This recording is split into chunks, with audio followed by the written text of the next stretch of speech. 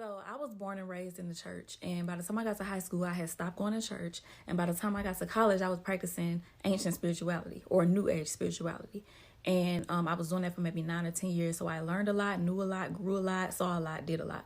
Honestly, while I was practicing New Age, I was still trying to incorporate the Bible because of my upbringing. But honestly, God snatched me up out of that and revealed some things to me that I'm gonna share. I'm gonna share my top three. It's a lot more, but I'm gonna just share three. The first thing He revealed to me was how egocentric New Age spirituality really is, compared to the Bible, which is the epitome of teaching the utmost humility. Now, whether or not people who believe in the Bible actually practice this humility in the world is beside the point, but that doesn't take away from what the Bible actually teaches. If you ask New Age spiritualists why they don't believe in the Bible, I'm 99% sure that they will give you an answer that's ego-centered. It doesn't make sense. It doesn't make sense to me. It has to add up to me. It has to be something that I agree with. That's ego. New Age is very, very logical. And that is why a lot of people, including myself, were so enticed by it, because it made sense.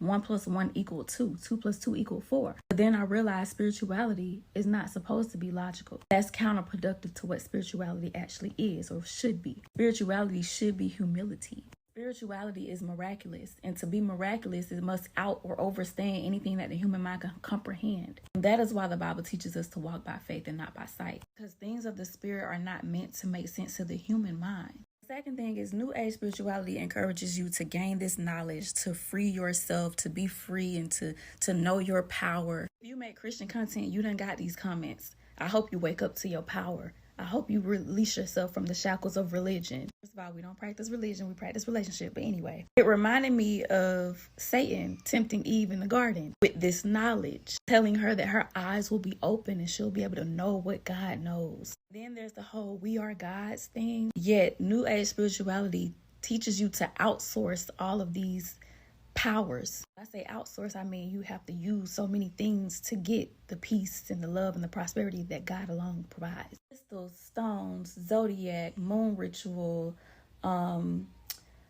tarot cards, psychics, physics, ancestors, I was doing all these things, healing myself, becoming a better person. So of course I would have no motivation for thinking that it was a bad thing. But when people say the devil doesn't come dressed in red with horns, it means he doesn't show up and introduce himself. He doesn't wear a name tag.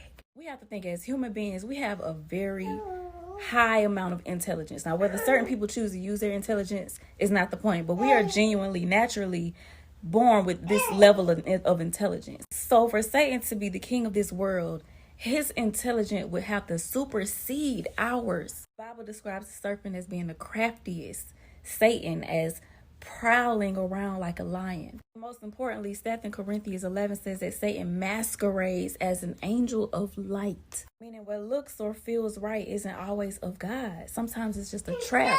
There's a one thing to be a good person, and then there's another thing to live for God. That takes it to another level that people don't want to address. Living for God and striving for biblical humility is the deepest form of spirituality. I realized that.